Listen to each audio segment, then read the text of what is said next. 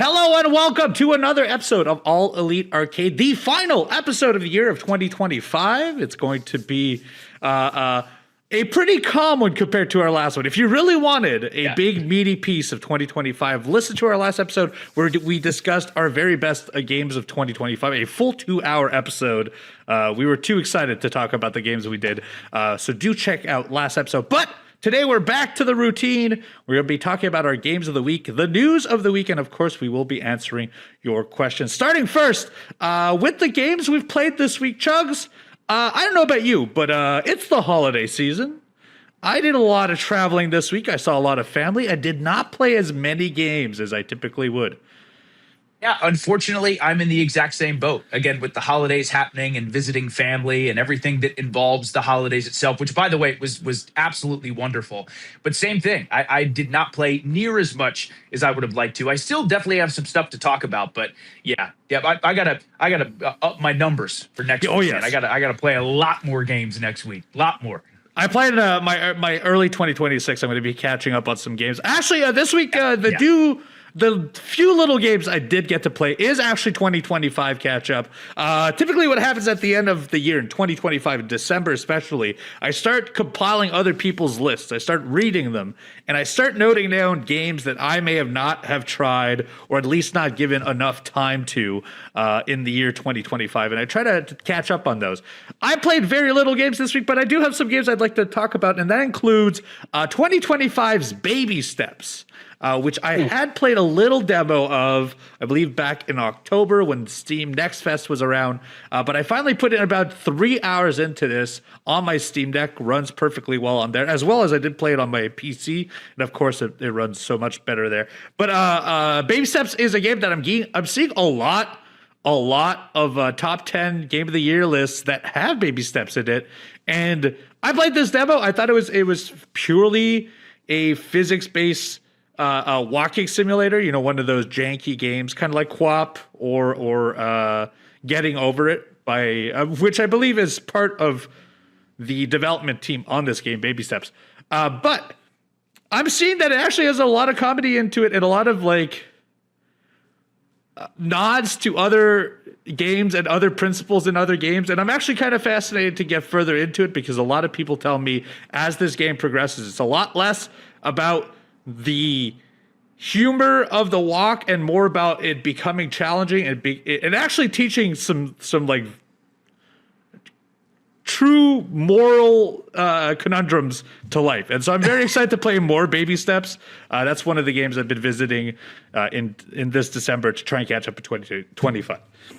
I also played several hours of a game, a point-and-click game, a detective point-and-click game, if you will. Of course, Evil Uno's playing his detective games. I played a bit of Mindcop. Mindcop is a straightforward point-and-click game with the sole difference being there is a limited time for you to resolve a murder. You are the mind cop. You're a cop that not only is a good detective, but you can cross into the minds of the people that you are investigating to reveal a truth and a false and a uncertainty in their brain. So you get extra information that way. But you have a 5-day limit on when you can get and resolve the crime. I played 3 hours, and in 3 hours you can play all 5 days. I'm sad to say that while I did enjoy this game, I failed. I did not find the killer of this game. But the beauty of this game is that the loop is quite quick. 3 hours to complete the game. I'm now right back into it.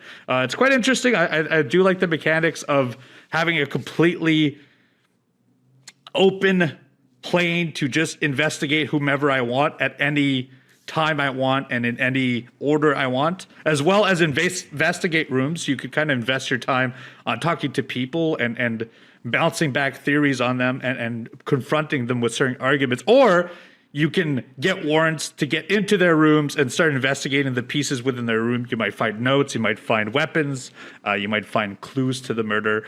So I've been playing a lot of Mindcop, and I probably will go back to complete it so that I do find out who the killer is. But it's been quite enjoyable. This is actually not a 2025 game, but a game I got on winter sale. And then the final game that I put in some time into for 2025 is a game called No, I'm Not Human, which is it's hard to describe, but essentially it's a point-and-click first-person horror game where you are in a bunker and some otherworldly event has happened outside of the bunker and you were told to not let anyone in if you don't trust them, but you also have to let people in to save them from whatever that is happening out there. And essentially every person that knocks on your door, you have to make the decision of, are they human or are they acting to be humans? Are they visitors, which is people from like the center of the earth that have risen outside? That is the event that's happening out there. It's been fascinating. I've only played a very short amount of time. I'm not even sure. I've already made some pretty wild decisions in this game and may have murdered some people that I'm unsure were friendly or not. But I'm willing to see where this goes. Pretty fascinating game I'm playing on Steam Deck called No, I'm Not Human. So Uno, I've heard of this game and I've also seen footage of that one as well. It looks like a really interesting horror title. And I love like the artistic. It has that like green hue to it, right? Yes, it does. Okay, yeah. I got to check that out. Yeah, and it's got like some really odd art when it comes to the human beings. Like, almost. It's funny. What looks more human being like might actually be a visitor. Because like one of the first clues they give you is like, if it has perfect teeth, it's unlikely to be a human being because human beings have uneven teeth. And so you have to like investigate their teeth, investigate their fingers. I think ears is one of the things as well. And then sometimes there are some obvious ones. They show up and they're disproportional. They do not look human, but a lot of them might infiltrate your home, and then you might have to investigate further as they get in there. So I'm very fascinated on where that's going to go. I feel like there's a lot of like variety on how it could go because I've said yes to some people, I've said no to some people, and I've had further discussions with them in my house. But I am enjoying this, and it plays super well on my Steam Deck. The only thing is, it does that thing where I think if you don't update a Proton update, which is like the beta stuff that comes in with the Steam Deck, you might not be able to see the opening cutscene, which I've eventually resolved, but the base model of the Steam Deck, or at least the base download for this game, does not permit that, but you can get around it anyways. But I've enjoyed it a whole lot, and I will probably end up putting more time in completing this as well. But that's it I got to play. That's like a very short amount. It seems like a lot because I said 3 games, but it's actually quite a short amount of games when it comes to me, Evil Uno. I was going to say, compared to what we normally play, dude, I totally understand, but I am glad that you got some gaming in. And Uno, truth be told, I actually got even less gaming than you as far as games that I played myself. I do have more to talk about because I've spent the holidays with my brother and my mother the entire time. And again, my brother's a huge gamer. So one of my favorite pastimes to do, especially around the holiday season, it just makes me feel so nostalgic, is like watching him play or playing a game together and enjoying it. Because again, I grew up playing games with my brother. So that is always so much fun for me. But I do want to say, I know we've talked a million times about how incredible 2025 is. And I know I say this all the time, but man, 2026 is going to be the goal of working through that backlog. And then, of course, playing all these new titles that we're going to get. So I'm really going to put my nose to the ground and try to make it happen because there's so much incredible stuff out there. I'm so glad that you got to play some stuff in the back of your mind as far as your backlog goes. But in regards to what I played, I only played 2 things this week, if I remember correctly. Number one, of course, the game I talk about every time, Pokemon Trading Card Game Pocket. Don't have too much to add in regards to that. Still collecting cards, still experimenting with different battles. I'm more and more fighting, I guess, other people in the card game as well, which is really cool. I still think it's so wild that within 5 seconds, you can get into a Pokemon Trading Card Game Pocket battle with like someone from Japan or China or somewhere completely across the globe. It's so cool. That's one of the coolest things I think about multiplayer gaming is having that chance to do that. But again, Pokemon Trading Card Game Pocket rules. easily my favorite mobile game of all time. And sticking with Pokemon, I unfortunately only got the chance to stream one time this week over the holiday season, but I'm so glad I got to stream, and it was actually stream 1,100 for me. So did a few giveaways, but most importantly, I put a few games on the list as far as games that I allowed my chat, the Chugs Army, to vote on what I was going to play. Those options were Elden Ring Night Rain, Final Fantasy Tactics, the new remake, Ghost of Yote, and Pokemon Legends ZA. It was a close race, but Pokemon Legends ZA was the winner, so I hopped on there to continue my file. And unfortunately, that was the only time I got to play any of Pokemon Legends ZA this week. But once again, the thing I'm really enjoying, I've already talked about game mechanics and the battle system and looking for different Pokemon and fighting different Pokemon. But what I really enjoy is I predominantly focused on the main quest. And man, the main story is really shaping up to be something special. I really appreciate this because mine are story spoilers for the game, but you encounter this group called the Rust Syndicate, which is like this evil group, or at least that's how they're presented initially. But then as you're doing and working alongside the Rust Syndicate, you're noticing that the leader of this group may not be as bad as everyone thinks he is. So I'm very curious to kind of see where that goes. Who's going to end up being the true villains? Who's going to end up being the true heroes? It certainly has me intrigued. So I appreciate, in addition to the gameplay being super fun, of course, the battles being super fun, of course, the game running incredibly well. I'm very, very curious to see where the story goes. Because I know I mentioned this before, but I recently finished Pokemon Scarlet a few months back. And man, that game ended up having just an incredible story. Like an absolutely incredible story, like a tearjerker of a story. It was just a beautiful, beautiful Pokemon adventure. And I'm hoping it's shaping up to be this, but I'm hoping we see another excellent story for Pokemon Legends ZA. But one small thing I wanted to mention as well, for anyone who does watch me on stream and for anyone who's watching the video of this right now on YouTube. So behind me, I always have this really cool artwork about some of my favorite games and things like that. And that was all done by my mother, Mama Chugs. So it's in like the background of my stream setup. Well, this year, Christmas, check this out, Uno, and check this out, everybody. We got a Silk Song painting. How cool is this, dude? That's incredible. So excited to show this to you and to everybody. She's done so many like incredible paintings for me that I put behind me when I streamed. That, of course, being one of my games of the year, Hollow Knight Silk Song in the Shellwood location. So for anyone watching the video, I had to show you guys. Hope you enjoyed it. But I love putting that behind me when I'm streaming. And again, to get something like that is just so cool. So cool. But again, because it is Christmas and the holiday season in general, I hope a lot of people have got the chance to spend that time with their loved ones. And I spent a bunch of times, I'm still spending a bunch of time with my loved ones. And like I said, one of my favorite things to do when I hang out with my brother is talk about games, play games together, or watch him play games. And my brother has gotten a lot more gaming in than me this week, which has been great because it's been so fun to watch him do his thing. One of the things that I've watched him do is, first of all, I've been talking a lot about Elden Ring Night Rain.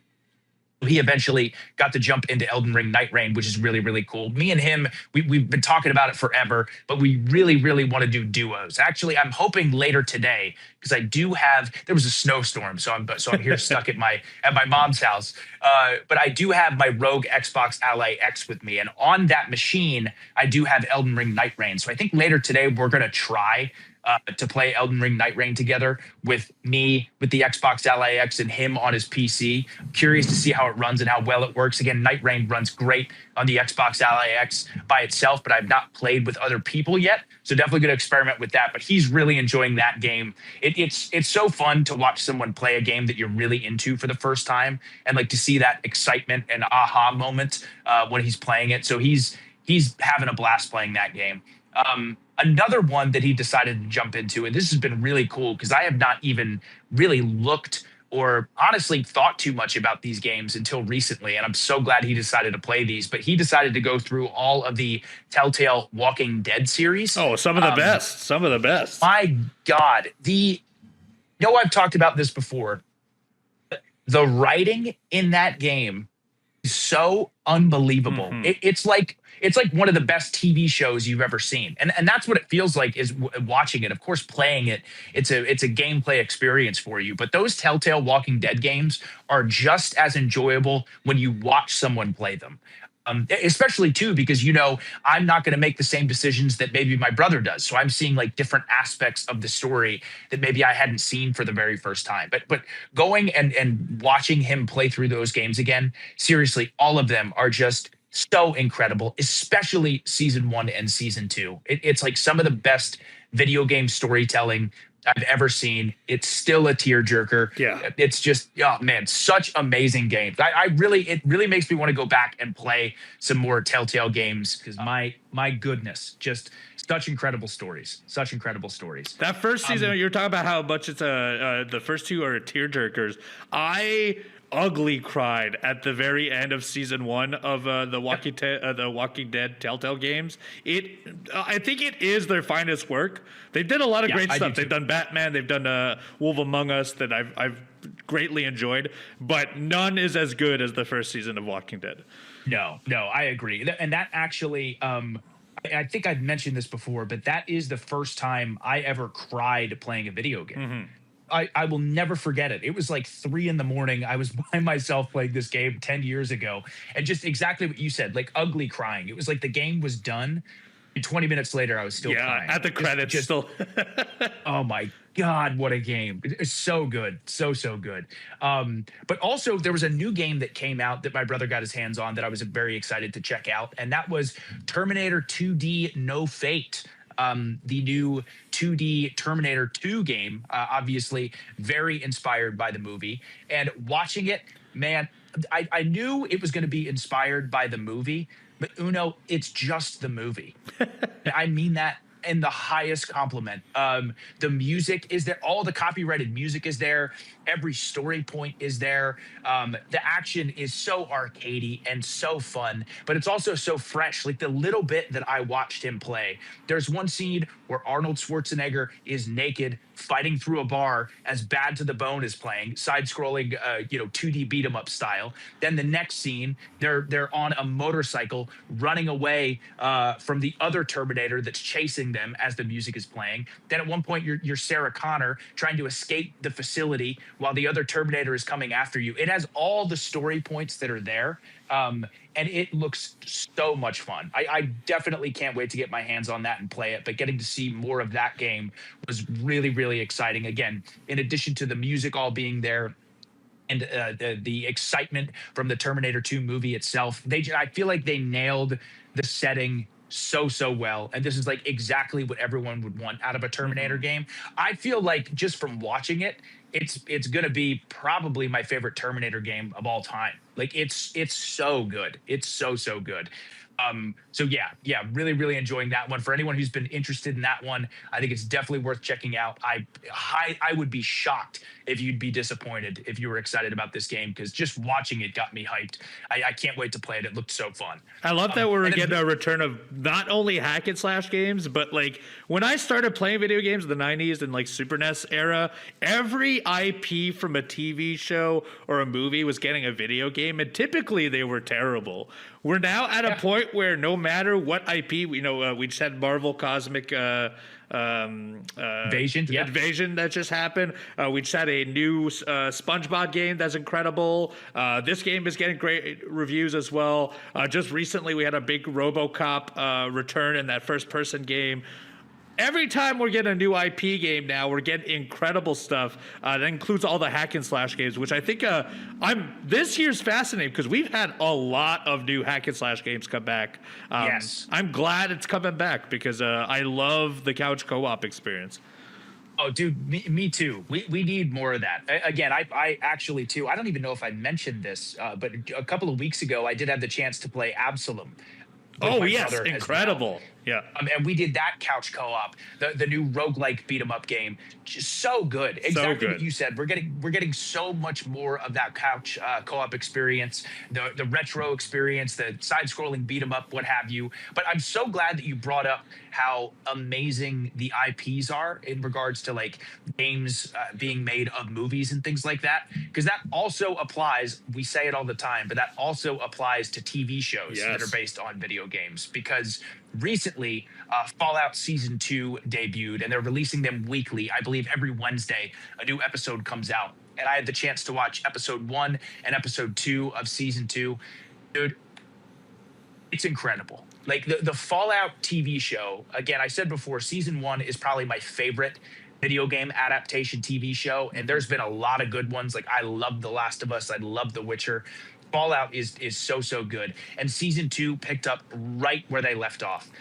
It's so incredible to see this show deliver in just every sense of the word. Like if you've never played a Fallout game before, this show is awesome. If you have played a Fallout game before, it's awesome. There's so many references to the games, but it's also its own interesting story that captivates you. Even if you're the biggest fan of the games in the entire world, this story is definitely different from the games, but it's so good and so compelling that I almost wish they turned this show into a game. Like it's so awesome.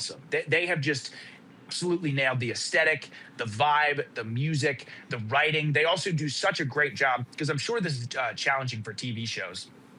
When you have multiple different stories going on and multiple different characters in all these different places, and you're switching back and forth between a pair of multiple characters, it's got to be really, really hard to make every single set of those characters very interesting, and also making them all so different.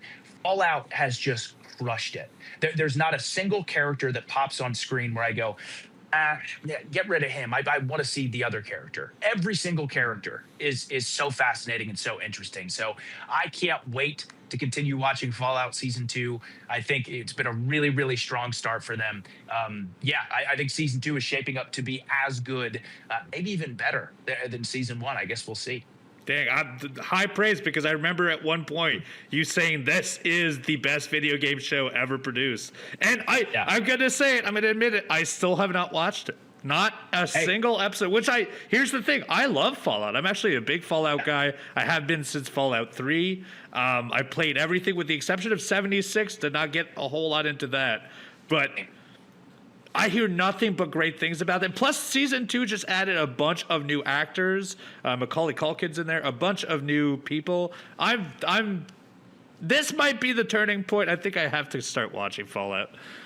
I can pretty much guarantee, as your friend, Uno, you are going to love it. You're going to absolutely love the show. Okay. It's so awesome. Like, again, if someone has never played a Fallout game before, they still would be like, this is awesome. But for Fallout fans, this is just next level. It's so cool. It's so cool. Well, then I'm putting it on the plate. I will watch it. You know what? Yes. By next week, I will watch part of Season 1. Yes, I love it. There it is. I love it is. Awesome. Let's go. But yeah, that was about it for me as well. Again, I ended up, and this is always the case, we always have more to say than we initially think we're going to have to say. But yeah, it was a great week of gaming, whether it was me playing them, me watching them, or me watching video game adaptations. It was still a great holiday week of a lot of cool video game stuff. So yeah, that's about it for me. Well, the podcast is not done, because we're actually got a bunch of little pieces of news to talk about, and it comes to you right after this.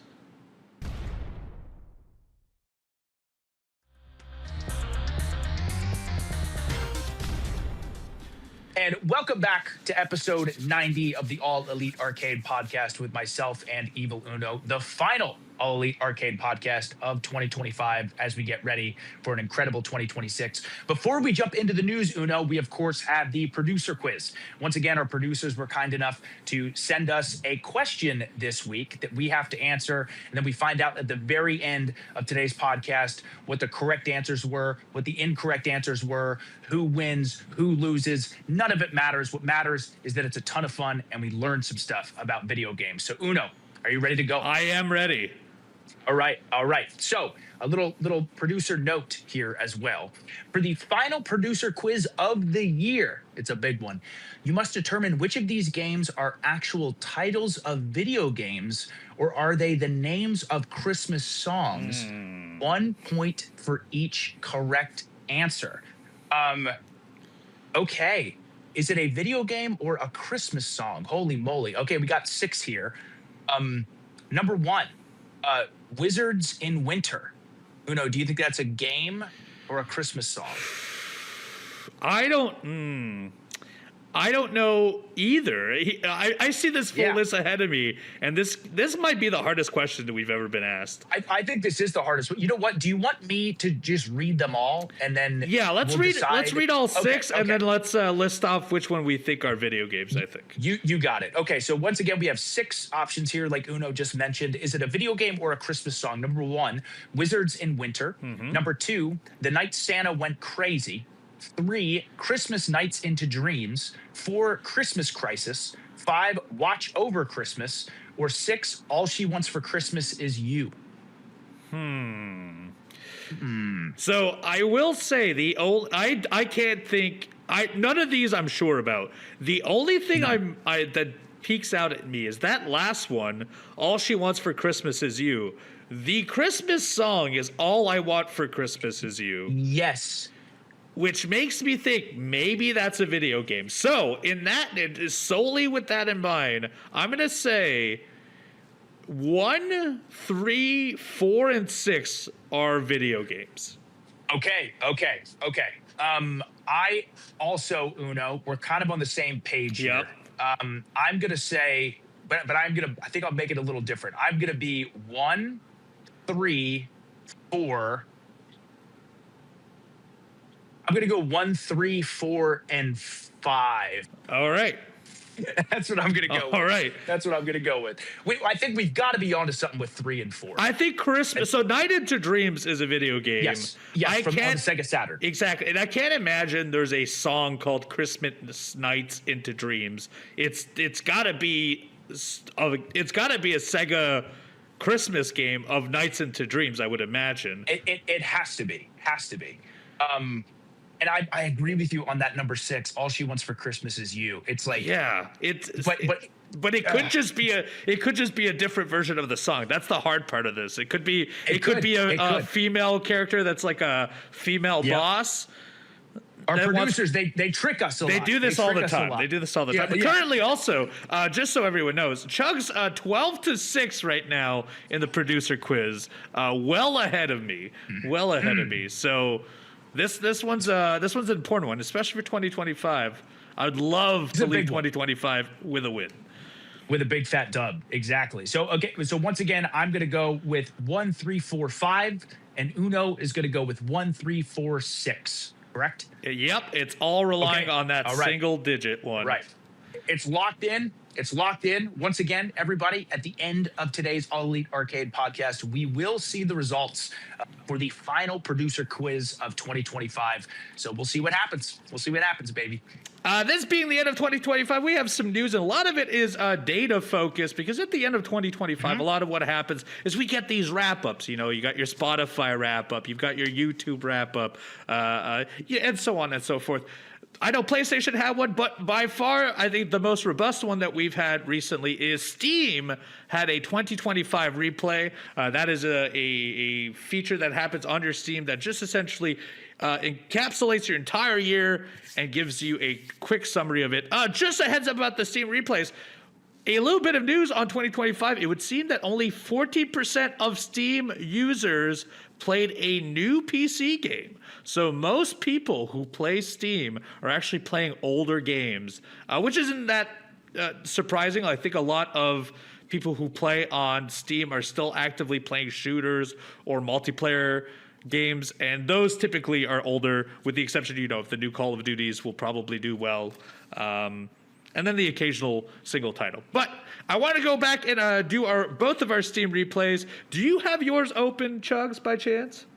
No, I do have mine open right here, actually. So yes, I have mine open. I'll start with mine. I'll give you a quick recap. I'm not going to read all of this, but I'll give you just kind of a quick summary of what Evil Uno's year in review in Steam is, according to Steam, I have played 86 games in 2025, 47 more than I played last year. 70 of those games are brand new games. So I played 70 brand new games this year, which does add up. 19 other ones of those games were just demos. So I played some of those demos into the full release as well. I achieved 1,300 achievements this year, which is an unreal amount. I've played 81% with keyboard and mouse, 19% with controller. My most played game, and this will show why I had so many achievements, is Cookie Clicker. I had a good 3 months of this year where every day Cookie Clicker was just open in the side while I was doing work. That by far was my most played. 100 Line Last Defense Academy, that's the game with 100 endings that I talked about, had 5% of my playtime. That was the second most played game I played. And finally, they also encapsulate what I play mostly in this year. And by far, my two main things seem to be cozy games and Metroidvanias. Those are by far the two types that I have played. Chugs, what about on your side? What's your stats look like? First of all, I do want to say I think it's so cool that Steam does this, or really game consoles in general, like with PlayStation or Xbox or what have you, because it is really cool to go and look back on the time that you've put in and seeing these stats and stuff like that. So again, mine is much lower, but I definitely have put a ton of time into a bunch of console games as well. So, but in regards to Steam, I played 20 games this year, which is actually down from 15 games fewer than last year. So I only played 20 games this year. 17 of them were new games. I did get 160 achievements this year, which is one more achievement than last year. But my top 3 games of the year that I played on Steam were Hollow Knight Silksong, Nine Souls, and South of Midnight. Those were the 3 biggest ones for me. 80% of the games that I played were new releases. Also, I do want to mention that Silksong made up 50% of the playtime that I played on Steam, and I know I put over 100 hours into Hollow Knight Silksong. And in regards to my most played games, number 1 by a mile is Metroidvanias, of course, with that being Hollow Knight Silksong, and of course Nine Souls as well, an incredibly underrated Metroidvania as well.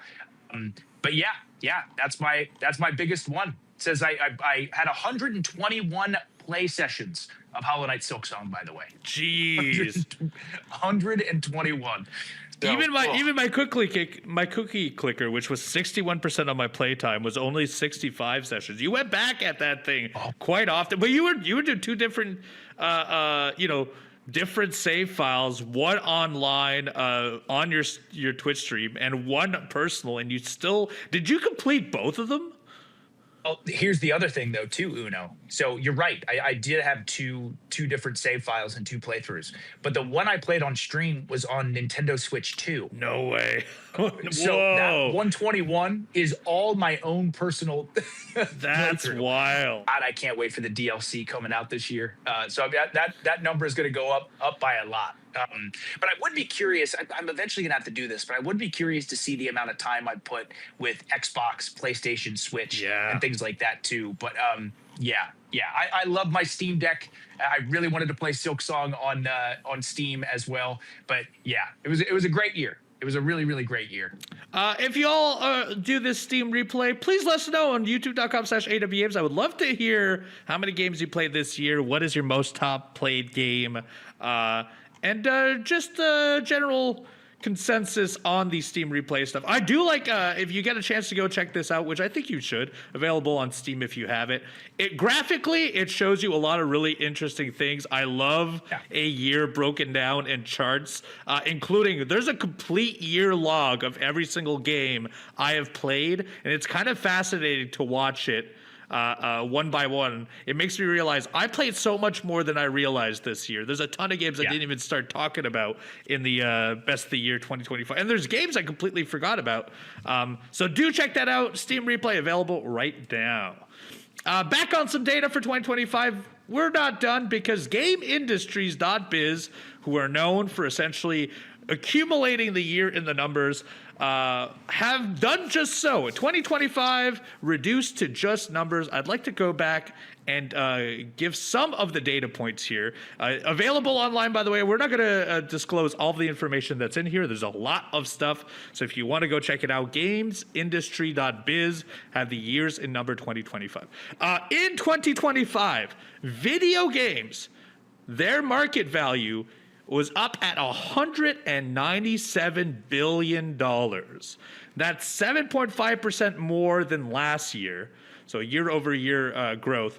Of that $197 billion made from video games, 50% of that was mobile games with $108 billion. So mobile games still by far the driving force of revenue when it comes to video games. Console games, $45 billion, that's 27%, and a just slightly less 23% being PC games at $43 billion. We're finally, I think, getting to a point where PC is almost overcoming console, which not surprising because that does seem like the future of where we're going to be going with video games. Exactly. That is a really interesting point you make there, because you're right. PC games and console games are incredibly close as far as revenue goes, and like you said, of course, mobile gaming just an absolute monster as far as the video game industry. But just a very quick side note, I wanted to mention. To me, the most positive thing about this, aside from the fact that it's incredible how financially successful video games have been, is every single market has increased compared to last year. Again, overall 7.5% increase in last year. Mobile games, a 7.7% increase. Console games, 4.2% increase. And PC games, a 10.4% increase. Yep. So the biggest jump up, like you had said, Uno, as far as the increase goes. But yep, video games are continuing to move up and up, man. Up and up, and no sign of them slowing down. We got a few more stats here. In the United States, we're going to focus on the U.S. here. Best-selling games of the year, that includes physical and full game digital releases from January 5th all the way to November. It does not include December because this drops in December, unfortunately. Here are the top 10 best-selling games of the year. Number 1, Battlefield 6. Number 2, NBA 2K26. Monster Hunter Wilds is number 3. Borderlands 4, number 4, still doing very strong. Number 5 is EA Sports College Football 26. I actually quite surprised to see that up there because it toppled over number 6 being Madden NFL. So the college football game doing better than Madden NFL. Number 7, Call of Duty Black Ops 7, which is quite surprising as well to be much lower than Battlefield. But this was Battlefield's year.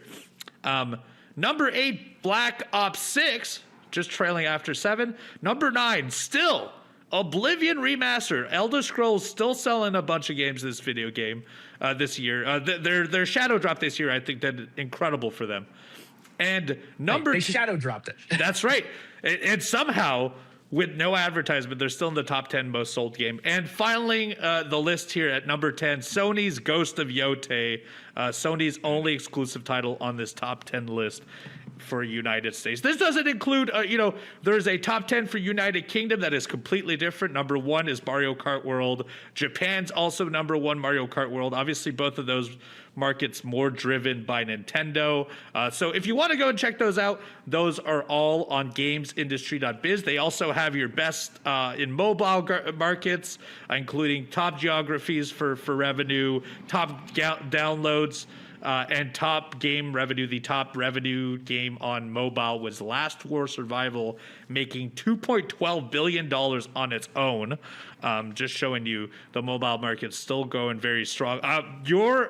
Your game that we know you play every single week, Pokemon TCG Pocket, is number 10 in the most revenue grossing with $0.66 billion in 2025, making it that's $660 million if you're counting at home. So yeah, if you want to go and check that out, go to GamesIndustry.biz. They calculate the entirety of the year as well as everything we've mentioned. They also have your most covered games, games that are most TikToked, most video game or most viewed trailers, and top influencers. All of those available on that report.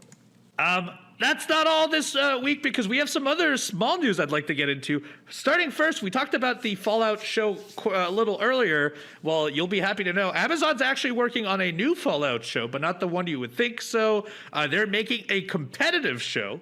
So a real life human beings competing in a Fallout-based show, but it's based on Fallout Shelter, which is kind of fascinating because I would never think Fallout Shelter was that big of a deal.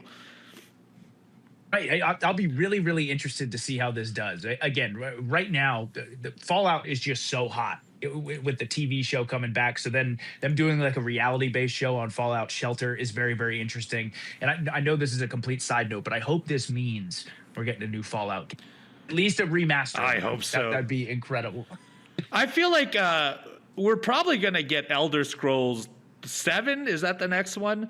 Whatever the next one. That's probably Bethesda's big next release. But I wouldn't be surprised if they allowed someone to remake 3 or remake New Vegas. Yeah, I feel like, or even like get both together. That feels like if you got us a new engine and you did those games in that, I feel like people would do much like they did with all their previous games. They'd end up selling so many units of that for sure. Absolutely. I mean, just look at Oblivion. Well, that did. Like, it would be, oh my God, it'd be so great. So great if we got a Fallout 3 or Fallout New Vegas remaster. If we got a package of both, man. Oof. Oh, that'd be wonderful. Bethesda, get on it. Get on it now. Yeah. Some quick news as well. We've got a Sony vehicle partnering with Honda. They're making a new vehicle coming out in California in 2026 that will allow you to play PS5 games on the screen, either in the back. Obviously, if you're driving, you should not be playing video game consoles, but it will have a screen in the back unit, in the back seats. That the only caveat of this is it is only remote play, so it is a Wi-Fi enabled vehicle, and it will only play games available for streaming through PS Plus via the cloud. But pretty fascinating that we're getting to a point now that you could just play a PlayStation 5 directly within your car, available in 2026. And our last piece of news this week is Blooper Team. You know them as the people who remade Silent Hill 2. Well, they've announced that they're working on Project M, which is a mysterious exclusive to Nintendo that will please, according to them, will please fans of Resident Evil, Silent Hill, and Eternal Darkness, which has me pretty interested because I love Eternal Darkness. I would love to go back to that IP. Yeah, are you kidding me? I mean, very interested. Resident Evil, Silent Hill, and of course Eternal Darkness. They were so ahead of the curve and so ahead of their time. Yes. With the breaking the fourth wall stuff that they did. But my God, talk about a trio of games that this new Nintendo project is inspired by. You certainly got my attention. That's for sure. The CEO of Blooper Team, who you may know as the people who made Silent Hill 2 Remake, but they also made Chronos: The New Dawn recently, and as well previously made Layers of Fear. Say that it's too early to talk about the actual details of their new game called Project M, but it is exclusive to Nintendo. Of course, as they said, they want it to be like Resident Evil, Silent Hill, and Eternal Darkness, and this is the thing I think is pretty peculiar. They say it features gameplay that could only exist on Nintendo hardware, which makes me believe maybe using the gyroscope or maybe just movement-based stuff, which I don't know. I don't know if that's what I want in a horror game, but I'm very open to it because Blooper Team has done well this year. I can't take away their success. So I'm excited to play this, whatever Project M might be. Yeah, me too. That's it for our news for this week, but that is not all for our episode because, of course, we have our producer notes coming back, our answers right after this commercial, and, of course, our favorite segment of the show, the Arcade Mailbag, comes to you right after this.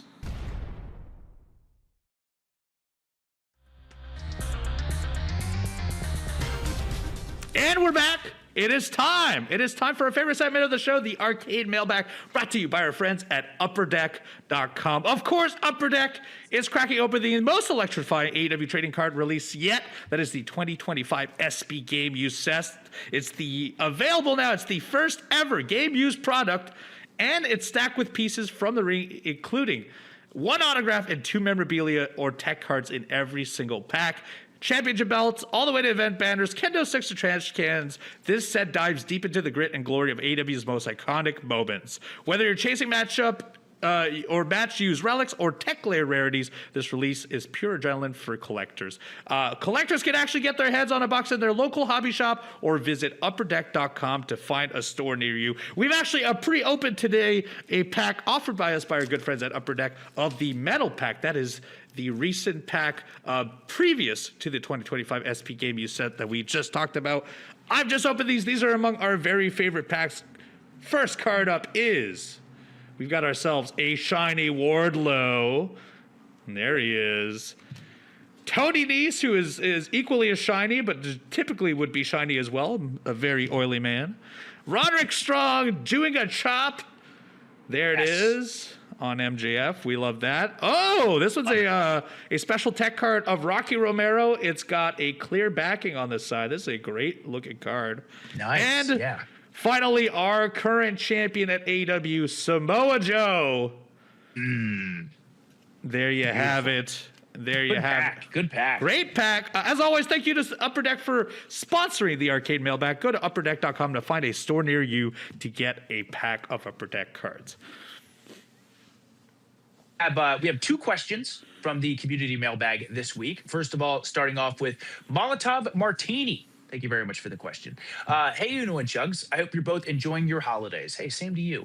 Loved your top 10 list on the last episode.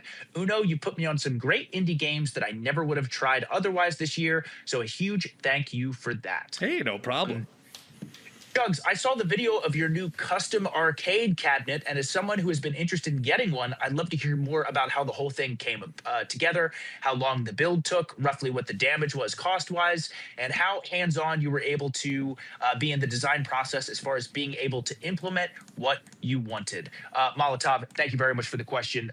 First and foremost, yes, I am so unbelievably happy with that arcade. Just a little bit of information on it. First of all, I worked with Phantom Arcades is the name of the company. I know they've talked to me and quite a few other people through Instagram where they show off the work that they've done. As far as the process of working with him, his name's Dennis. He was unbelievable. One of the best people I've ever worked with as far as communication and discussion and just being so hands-on on the process, both him and me as well. So I knew that I wanted to do something video game inspired, which is why I decided to have a bunch of my favorite video game characters all over this arcade cabinet. Shout out to Black Mass Designs, who was the one who designed it itself. But again, Dennis was the one who built the entire arcade. So I was very hands-on in the process of designing the actual arcade. But honestly, I really wanted to get the base. What the arcade is called, it's called the Final Boss. And it comes with, again, it's a huge arcade, 4-player. It has a trackball. It has 2 light guns, 2 Guitar Hero guitars. It really has anything that you can think of in regards to peripherals as well. So I knew that I wanted that one. I just wanted to make the design kind of my own thought and idea, which I had, again, complete hands-on control of. But the really, really nice thing about Phantom Arcades is there are so many different options and choices that you could do. If you want to get a super heavy, huge arcade cabinet with all the peripherals, you can do that. But he also has smaller arcades as well, which is really, really cool. So I highly recommend checking out Phantom Arcades. Again, Dennis is a really, really great guy. You're going to see a wide range as far as price-wise. It can definitely get pretty expensive, but again, the quality is the best that I've ever seen. But there's also some stuff that's more reasonable as well if you don't want to go super, super huge as far as the arcade goes. But man, again, he delivered it himself, which was so awesome. It only took about a month and a half from the time I spoke with him to me getting the arcade. So again, the quality is the best I've ever seen as far as custom arcade cabinets go. Anything that you envision, anything that you imagine, he will do for you. He's incredible. So it's definitely probably my pride and joy in my my game room now. I absolutely love the thing, and I know I'm gonna have a blast with it for years and years to come. So yep, highly recommend checking out Phantom Arcades. He's incredible, and the arcade's incredible. And last but not least, Scott, thank you very much for the question. Scott says, in the post-Claire obscure world that we live in right now, what impact do you believe the game will have on future turn-based RPGs? And do you think the standard JRPG formula needs to adapt to compete? Uno, that's a good question. Oh, I'm so excited about this one because this was by far my big point when I came to Game of the Year 2025, is I think Claire Obscure not only is a fascinating game on its own, but I think will usher a new era for JRPGs, because one, I think Japan by far, when you're thinking about JRPG, Japan is the first word of JRPG. You assume they're located in Japan. This is a French game located in France in a world that is French. I feel like typically you do not see JRPGs outside of Japan. We're now going to be opening up to that, which I think is one thing. Two, I think it's also a triple I initiative. It's a much smaller scope of a game than a lot of larger JRPGs.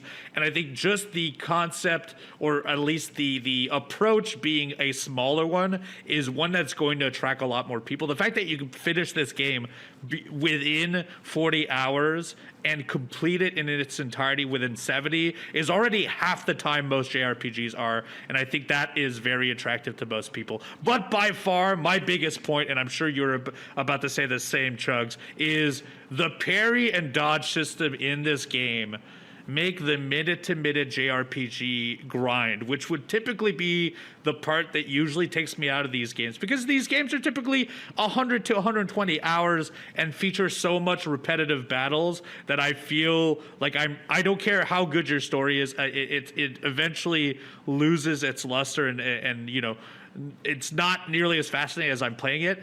Claire Obscure solved that because it ramped up the battles not only in how strong the enemies were, but in how complex the parries were and how complex the dodge were, or the extra, you know, using the extra mechanics of aiming sights to make sure that you reduce it from gaining health over the battle and such and so on. So I think just implementing the parry system in future games is going to do a whole lot of heavy lifting when it comes to JRPGs.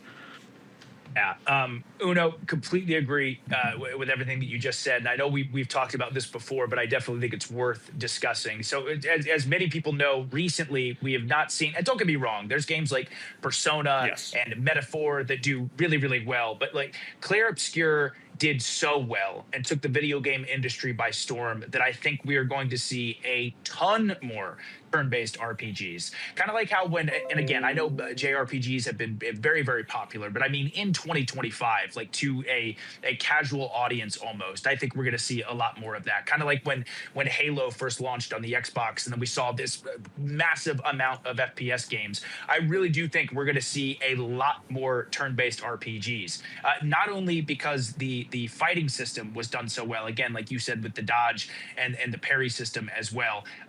But again, I do have to mention, to me, part of the reason Claire Obscure Expedition 33 is such a generational title and winning all these awards is it really is bringing this genre back into the forefront. The story was a once-in-a-generation story in a video game. The music was once-in-a-generation video game music. And of course, the way they went about doing the turn-based combat was so new and so interesting and so fresh. But really, at the end of the day, to its core, it is a turn-based RPG game. So I'm really excited for other developers to see this idea. I'm sure a ton of people were inspired and have their own fresh ideas too about how they would do a turn-based RPG. I love turn-based RPGs. I love the stories in them. I love the characters, and I love that this game was so incredible and so awesome that there's got to be countless developers all across the world who have a vision or have an idea and they want to make them. I think now too, people will be maybe less unsure about making a turn-based RPG based on how well Clair Obscur Expedition 33 did. But yeah, I think in 2026 and beyond, we're going to see a lot more of this cool revolutionary thoughts and ideas on the turn-based RPG or JRPG genre. I'm excited. The game was not only an incredible game. I think Clair Obscur Expedition 33 literally dictates kind of where video games are going in 2026 and beyond. I really do. Yeah, very excited for the future of video games. To come out of 2025 and have a game so strongly represent its year is only going to mean every year after is going to be better. We already know 2026 is going to be a strong year. We already have GTA that's going to come out. So just fiscally, it's going to be a massive year. But I feel like a lot of people who are just starting their games now are going to really surprise us when they come out in a few years. And I'm very excited. Me too. God, if 2025 was awesome, who knows? Maybe I don't know how it's even possible, but maybe 2026 will be even better. Uno. I hope, man. My God. But once again, Molotov and Scott, thank you both very, very much for the questions for the community mailbag. Once again, that's our favorite segment of the entire week. But before we wrap up today, we, of course, had our producer quiz just a few short moments ago, and now we are going to get the answers for this producer quiz. I'm going to scroll down. Oh, yes, I'm going to do the same. I'm scrolling. Oh, wow. Okay. Oh, wow. Okay. All right. Okay. Okay. Let me see. So, number one, Wizards in Winter. That is a Christmas song. Okay, by the Trans-Siberian Orchestra. Both wrong. Both of us were wrong on that one, but I don't think it matters. I think it's just a point based on what you guessed or whatever. Number two, The Night Santa Went Crazy is a Christmas song by Weird Al Yankovic. Okay, so both two Christmas songs. Both of us guessed one, neither of us guessed two, so we're still at 0. Number three, Christmas Nights into Dreams, a video game. So both of us got 1 point for that. Released for the Sega Saturn in 1996, the story takes place after the events of Nights into Dreams, where Nights tries to find the missing star from the Twin Seeds Christmas tree. Awesome. Okay, there we go. That's 1 point for each of us. Number four, Christmas Crisis is a Christmas song. Okay. So that's still 0, still 1-1. Number five, Watch Over Christmas, a video game released in 2022 for PC and console. Watch Over Christmas is a point-and-click adventure game that tells the story of a 12-year-old boy who was called upon to save everyone's favorite holiday. Okay, so 2 points for me, 1 point for you, Uno, and that's about to change. We're ending with a tie, baby. All She Wants for Christmas Is You is a video game released in 2024 for PC. All She Wants for Christmas Is You is a survival horror game where a terrifying Christmas demon breaks free and hunts for blood every Christmas, and her target is you. There we go. There you have it. Each of us with 2 points. I can't think of a better way to end 2025 than with a tie. Uno. We just tied. Well, I mean, yes, but also you did win most of them this year. That makes you a total of 13-7 if we're giving each other a point. I'm actually surprised that not only did I catch on to All She Wants for Christmas Is You potentially being a female-led horror game, but it is in fact that. And it sounds fascinating. I can't believe it's only been out for a year. I might have to check that one out. Yeah, exactly. Oh, such a good question. That's so cool that so many of these. I always learn something from the producer quiz every single week. Well, the producer quiz will be back in 2026, and the All Elite Arcade will be back in 2026 as well. Hit that subscription button if you're listening on podcasts. We're available in the wee hours of the morning every single Monday. But also, if you go to youtube.com/AEW Games, you can see our beautiful faces. Subscribe on there on our YouTube page, because at noon Eastern Standard Time on Monday, that is when the podcast drops. If you subscribe as well, you get access every single Thursday to the Bronami code. That is MXM's TV/YouTube show that drops every single Thursday. We're also all available on Twitch, twitch.tv/eviluno, twitch.tv/the Chugs. He's playing Pokemon right now. And twitch.tv/AEW Games. That is available Monday nights. That is where you can watch AEW Games Twitch stream.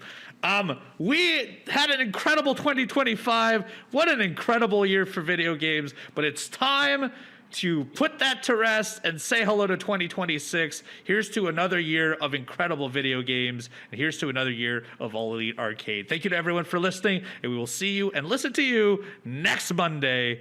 Bye-bye.